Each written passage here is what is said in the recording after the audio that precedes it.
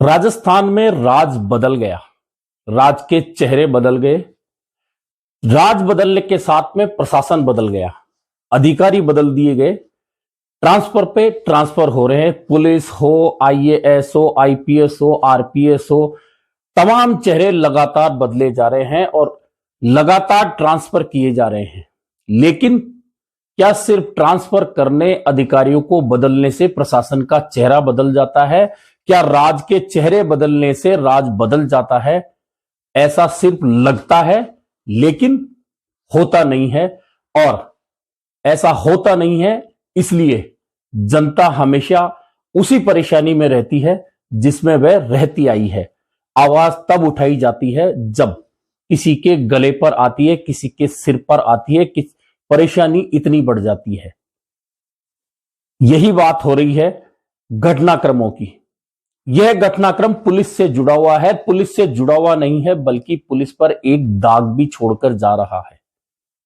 घटना प्रागपुरा थाने की है, जहां एक लड़की अपने भाई के साथ अपने घर जा रही होती है और थाने से मात्र 20 मीटर की दूरी पर दो लोग उसे रोकते हैं, भाई पर हमला करते हैं, उसे गिरा देते हैं और उसके बाद उस लड़की पर तब तक वार किए जाते हैं धारदार हथियार से जब तक कि उसे मरा हुआ नहीं समझ लिया जाता।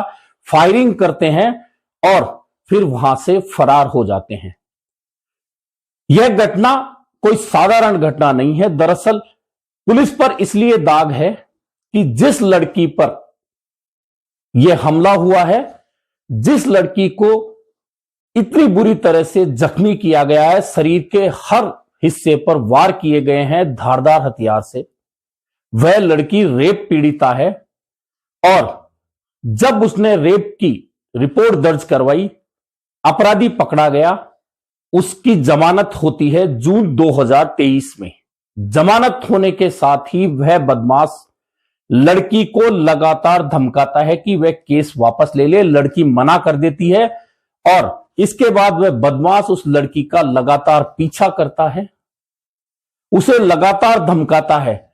इसके बाद लड़की फिर पुलिस में जाती है परिवार के साथ और ये सारे घटनाक्रम को बताती है कि वह बदमाश लगातार मेरा पीछा कर रहा है, मुझे धमकियां दे रहा है।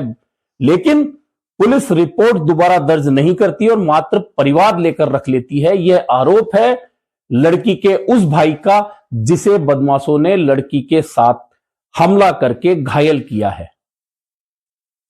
पिता कहते हैं कि जब हम थाने जाते थे शिकायत लेकर, तो जो बदमाश है, नामजद बदमाश जिसका नाम लिया गया राजेंद्र यादव, वह पुलिस के साथ बैठा दिखता है, थाने के अंदर भी, थाने के बाहर भी। यानी कि पिता का आरोप सही माना जाए तो पुलिस और बदमाश का गठबंधन स्पष्ट रूप से निकलकर सामने आता है।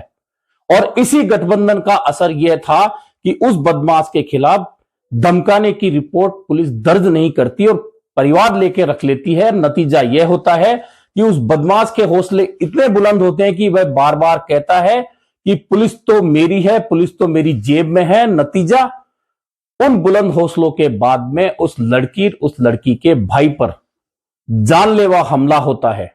उस हमले में लड़की बुरी तरह घायल हो जाती है, लहूलुहान हो जाती है और थाने से 20 मीटर की दूरी पर यह घटना होती है। तो आप समझ सकते हैं कि पुलिस का रोल इसमें क्या है।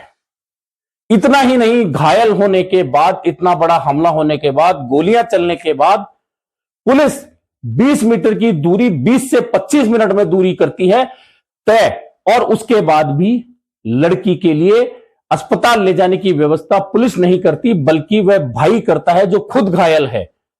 वह प्राइवेट जीप से नजदीकी अस्पताल में बहन को लेकर जाता है। वहां लहूलुहान बहन के प्राथमिक उपचार के बाद में उसे रेफर कर दिया जाता है, लेकिन वहां एम्बुलेंस नहीं होती है।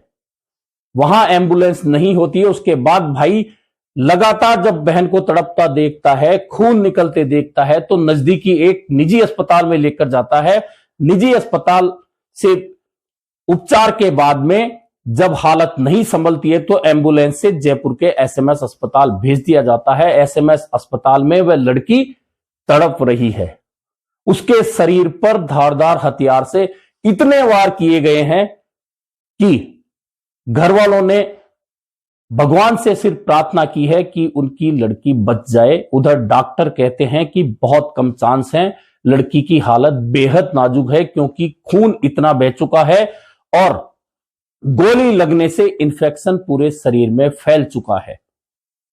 अब यह इतना घटनाक्रम होने के बावजूद पुलिस ने हालांकि उनमें से एक बदमाश को गिरफ्तार किया है, लेकिन मुख्य आरोपी अभी तक फरार है। मुख्य आरोपी वह है जिसे लेकर परिवारजनों का आरोप है कि वह पुलिस के साथ गलबैया करता हुआ दिखता था, इसलिए हमें थाने में जाने से भी डर लगता था, क्योंकि जो कहता था बदमाश कि पुलिस तो मेरी है, और हमने अपनी आंखों से देखा कि वह बदमाश पुलिस के साथ हमेशा बैठा दिखता था। अब राजस्थान के डीजी युवा साहू कहते हैं कि इस मामले की जांच आईजी और एसपी को दी गई है। मैंने उनसे कहा है और मैं खुद निगरानी कर रहा हूं, अगर पुलिस की मिलीभगत नजर आई तो कठोर कार्यवाही की जाएगी। लेकिन जब परिवार यह कह रहा है कि जून 2023 में जो बदमाश छूटा, लगातार वह धमका रहा था, उसके बारे में हमने पुलिस को इतला दी, रिपोर्ट दी, लेकिन पुलिस ने रिपोर्ट दर्ज नहीं करी, तो निश्चित तौर पर पुलिस की लापरवाही तो दिख ही रही है। और डीजी साहब कह रहे हैं उस हिसाब से पुलिस पर कार्रवाई हो जाएगी, बदमाश भी पकड़ में आ जाएंगे। लेकिन जो लड़की अपने शरीर पर पहले रेप के घाव लेकर डर का माहौल में जी रही थी, उसके शरीर पर इतने वार करने के बाद भगवान करेगी वह लड़की बच गई तो भी क्या वह सामान्य जिंदगी जी पाएगी? यह प्रश्न चिन्ह पुलिस की वजह से लगा है।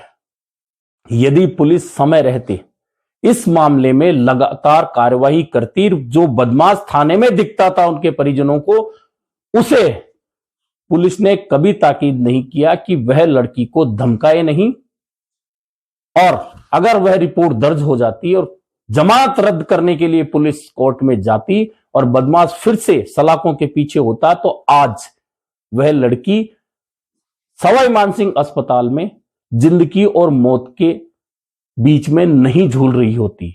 आज उसका भाई घायल नहीं होता, उसका परिवार दहशत में नहीं जी रहा होता। अब लोगों में गुस्सा है, थाने का घेराव हुआ है, सामाजिक और राजनीतिक लोग लड़की से मिल रहे हैं, परिवार को सांत्वना दे रहे हैं, लेकिन सवाल पुलिस पर है।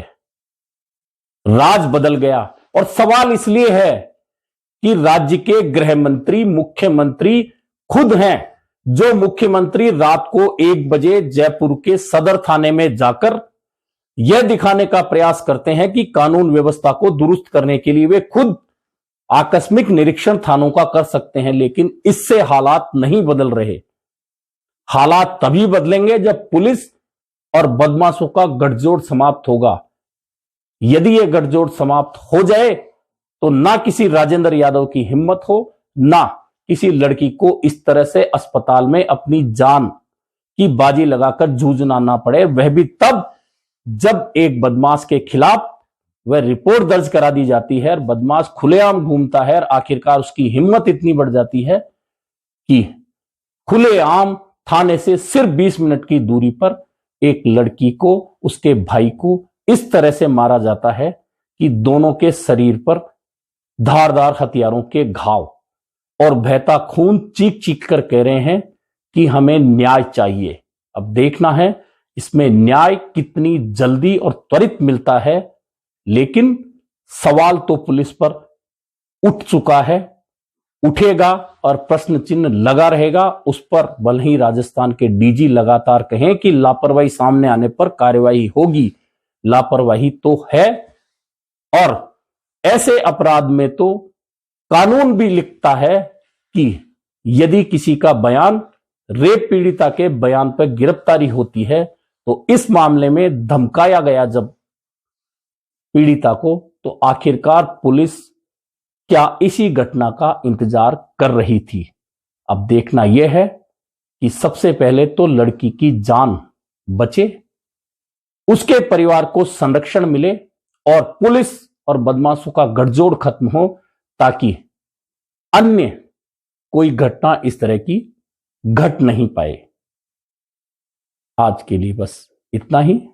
फिर मिलेंगे एक नए मुद्दे पर चर्चा के साथ।